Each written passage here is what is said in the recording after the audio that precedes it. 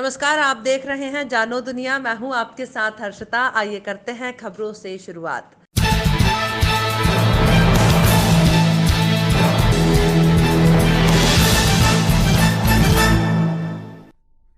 शहर में विश्व हिंदू परिषद बजरंग दल ने राष्ट्रपति के नाम तहसीलदार को दिल्ली में बजरंग दल कार्यकर्ता रिंकू शर्मा के हत्यारों को शीघ्र गिरफ्तार कर फांसी देने की मांग करते हुए ज्ञापन सौंपा।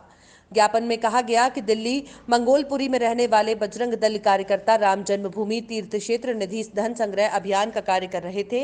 मृतक रिंकू शर्मा की जिहादियों द्वारा निर्मम हत्या कर दी गई। रिंकू शर्मा को जिहादियों द्वारा राम मंदिर निजी संग्रह न करने के लिए बार बार धमकाया गया। हमलावरों में मुस्लिम महिलाएं भी शामिल थी। हमले में गैस सिलेंडर द्वारा विस्फोट कर पूरे परिवार की हत्या का भी प्रयास किया गया था। उसके बाद हॉस्पिटल जाकर हत्यारों ने रिंकू शर्मा के परिवार के लोगों को भी धमकाया। घायल रिंकू के शरीर पर प्राणघातक प्रहार किया, जिससे वो जीवित ना रह सके। वहीं घटना से पुलिस की कार्यप्रणाली पर भी सवाल उठ रहे हैं।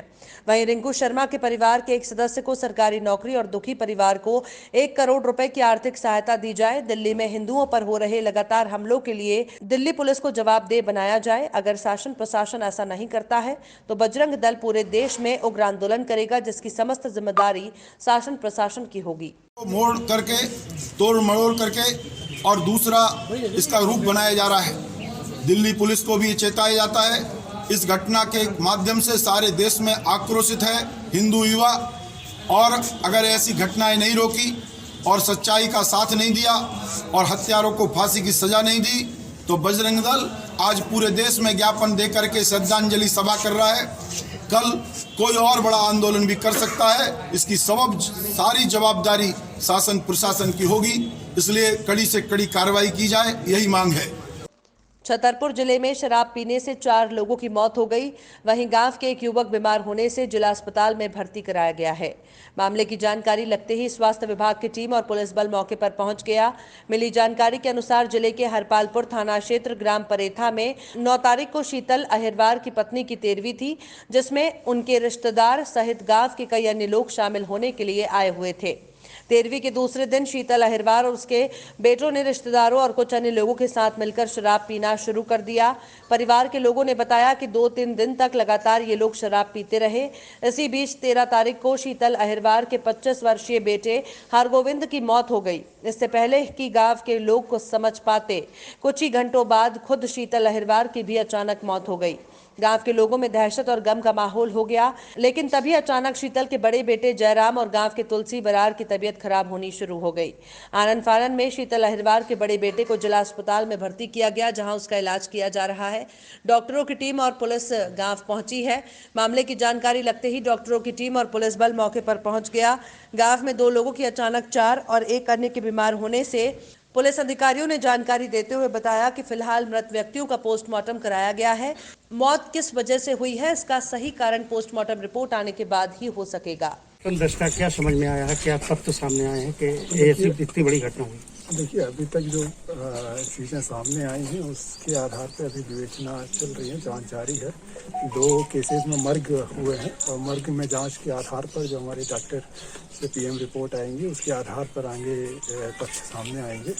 और अभी तक जो जांच यहाँ पर की है उसके आधार पर कोई भी स्पष्ट निष्कर्ष पर पहुँचना अभी उचित नहीं होगा।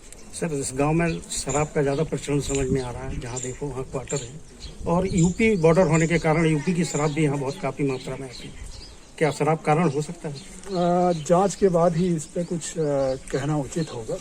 बाकी जब तक हमारे पास स्पष्ट साक्ष्य नहीं आएंगे कुछ भी कहना अनुचित है। धन्यवाद सर। कुंवर लाल साहब। कौन गांव की हो? परे था। बताओ क्या घटना हुई है वो? घटना साहब हो गई 4 भाई साहब की घटना। एक मौसी का लड़का पहले ख़त्म हो गया सर, पैसों। कल मौसी का ख़त्म हो गया, आज मेरा भाई ख़त्म हो गया।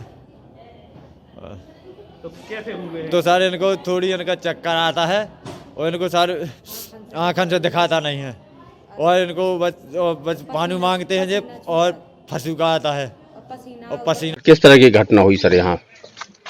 यहाँ एक विलेज परेथा है। जैसे हमको घटना के बारे में पता चला कि 2-3 लोगों की मौत हो गई है और 2-3 लोग बीमार हैं, तो हम लोग आए यहाँ पे, हमारी टीम आई तो हमने देखा कि 2 लोग बीमार थे जिनको हमने इलाज के लिए प्राइमरी ट्रीटमेंट हमने यहाँ दे के इलाज के लिए छतरपुर रेफर किया हुआ है। और बाकी अभी हम जांच चल रही है कि क्या कारण है इसकी मृत्यु। गाँव में क्या ये समझ में आया, सब जांच में क्या भी निकल के आया? आज ये परेठा गांव में हम लोग एसपी साहब, डीआईजी साहब और बाकी अधिकारी आए थे। पता चला था कि यहाँ कुछ डेथ्स हुई हैं और कुछ लोग बीमार हुए हैं, तो देखा है, लोगों से बात की, उनके परिवार वालों से बात की है, उन्होंने कुछ कारण बताए हैं। अब उस पर जो अधिकारी हैं, पुलिस के लोग हैं, ये लोग सब उस पर सारे बिंदुओं पे जांच करेंगे। इसमें अगर किसी की गलती है या कोई मिसचीट की है, जैसा कि बातचीत में कुछ सामने आ रहा है, तो बाद में जो भी जांच का निष्कर्ष होगा उसके अकॉर्डिंग कार्रवाई की जाएगी। सर बताइए यार, और 3 लोग अभी बीमार हैं, जिला अस्पताल रेफर हैं, जो उनके परिवार के भी नहीं है, तो सर क्या शराब से जुड़ा मामला हो सकता है क्या? नहीं, अभी मेरी वहाँ जो सिविल सर्जन है डॉक्टर तिवारी छतरपुर में, उनसे बात हुई थी, तो वो तो तीनों जो छतरपुर में आउट ऑफ डेंजर है, उनको कोई ऐसा इशू है नहीं। अब जरा वो थोड़ा नॉर्मलाइज हो जाए तो उनसे भी बात की जाएगी, क्योंकि अभी वो ऐसी स्थिति में ज़्यादा पूछताछ कर रहे हैं और उनको प्रॉब्लम हो, तो उस कारण से अभी वेट करेंगे, पहले वो ठीक हो जाएं तो उनसे बात करेंगे। धन्यवाद सर। और लोग अभी भी अंधविश्वास में हैं। उनके परिवार की कुछ औरतें बोल रही हैं कि जादू टोना करके और हमारे परिवार की मौतें हो रही हैं। संदर्भ में सर, थाना हरपालपुर के ग्राम परेठा में आज डीआईजी सर, कलेक्टर सर और सभी ने यहाँ पे संयुक्त भ्रमण किया, और भ्रमण के दौरान ये तथ्य सामने आया कि जो 2 घटनाएं हुई हैं उसमें किसी महिला के द्वारा काला जादू या फिर कुछ ऐसा खिला पिला के किया गया है, जिससे कि जो नेगेटिव एनर्जी है वो पूरे गाँव में व्याप्त है। तो हमारे द्वारा घर का भ्रमण किया गया है और ये प्रयास किया गया है लोगों से संवाद स्थापित करके कि जो ये अंधविश्वास है। पन्ना जिले के सलेहा में वन्य प्राणी सांभर का शिकार करने वाले 5 आरोपियों को गिरफ्तार किया गया है। आरोपियों ने दक्षिण वन मंडल परिक्षेत्र सलेहा अंतर्गत खिलसारी गांव में नदी के पास पालतू कुत्तों की मदद से वन्यजीव सांभर का शिकार किया था। शिकार करने के बाद आपस में मांस का बंटवारा करके जब वे अपने घरों में मांस पका रहे थे, उसी दौरान वन विभाग की टीम द्वारा उन्हें दबोच लिया गया। मामले में अन्य फरार आरोपियों की तलाश की जा रही है। वन्य परिक्षेत्र अधिकारी सलेहा राम सिंह पटेल ने जानकारी देते हुए बताया कि रविवार को मुखबिर से सूचना प्राप्त हुई थी कि ग्राम खिलसारी में सांभर का शिकार कर आरोपी अपने घरों में मांस पका रहे हैं। तब सूचना मिलने पर वन मंडलाधिकारी दक्षिण पन्ना मीना कुमारी मिश्रा के निर्देशन पर छापामार कार्रवाई की गई। राम सिंह पटेल द्वारा बताया गया कि ग्राम खिलसारी में उत्तम सिंह, मंगल सिंह, होशियार सिंह, चन्नू सिंह और राम सिंह के घरों में सांभर का मांस जब्त किया गया है। इन 5 आरोपियों को गिरफ्तार कर इनके विरुद्ध वन्य प्राणी अधिनियम के तहत प्रकरण पंजीबद्ध किया गया है। आरोपियों की निशानदेही पर घटनास्थल का निरीक्षण भी किया गया। शिकार करने के बाद आरोपियों ने जिस जगह पर सांभर को काटा है, वहां पर सांभर की आंतें, आमाशय और शरीर के अन्य अवशेष जब्त किए गए हैं। आरोपियों द्वारा वन विभाग के अधिकारियों को बताया कि ग्राम खिलसारी में नदी के किनारे शनिवार को पालतू कुत्तों को दौड़ाकर उन्होंने लाठी डंडों से पीटकर सांभर को मारा था।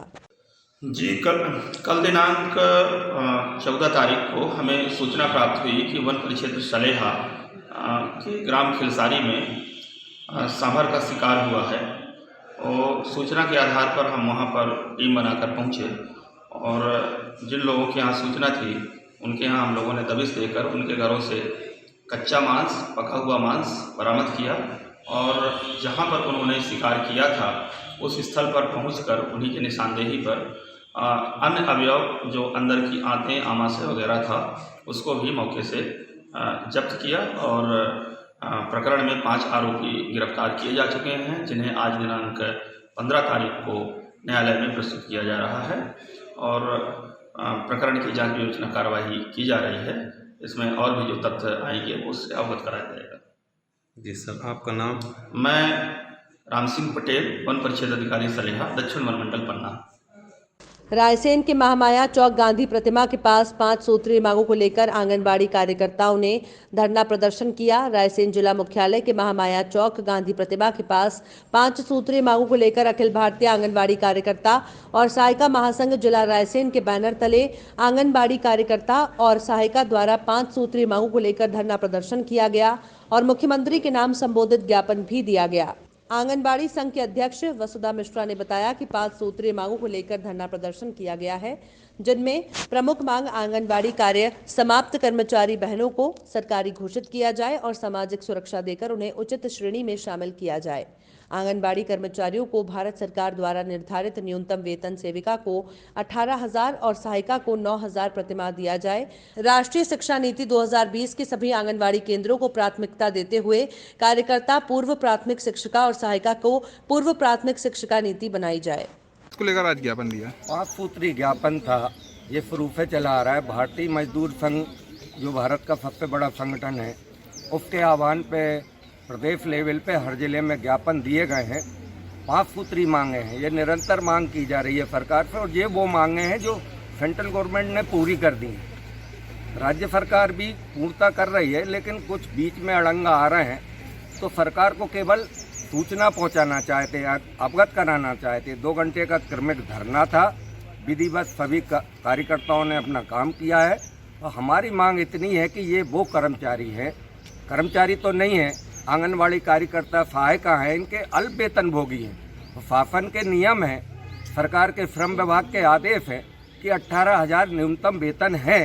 वो न्यूनतम वेतन की मांग कर रहे हैं, परमानेंट की मांग कर रहे हैं, स्कूल खोलने की मांग कर रहे हैं, क्योंकि छोटे को लेकर आज ज्ञापन लेकर आए। आज हम लोग ज्ञापन लेकर आए हैं कि हम सभी बहनों को न्यूनतम कर्मचारी घोषित करते हुए हमें परमानेंट किया जाए और हमारे न्यूनतम वेतन 18,000 रुपये और सहायिकाओं का 9,000 और हमारी मिनी आंगनवाड़ी कार्यकर्ता बहनें हैं उन्हें समानता का अधिकार दिया जाए, क्योंकि वो लोग बहुत ही परेशान हैं। उन्हें कोई ना सहयोग है, ना उन्हें सहायिका मिली हुई है। बेचारी वो अकेली काम करती हैं, उन्हें बहुत मुश्किल का सामना करना पड़ रहा है।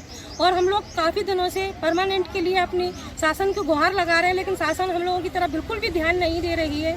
हम लोग के बस कब से निरंतर प्रयास जारी है कि हम लोगों को परमानेंट घोषित किया जाए, परमानेंट किया जाए। निरंतर कोशिश जारी है, लेकिन शासन का इस ओर बिल्कुल भी ध्यान नहीं है। हम लोग सभी लोग बहनें बहुत परेशान हो गए हैं, क्योंकि बहुत सारा काम करते हैं और छोटी सी राशि दी जाती है, उसमें हम बहनों का रोजी रोटी मुश्किल से गुजारा कर पाते हैं। कुछ बहनें तो इतनी परेशान है तो वो कर्जे में डूब जाती। खबरों में फिलहाल इतना ही। आप देखते रहिए जानो दुनिया।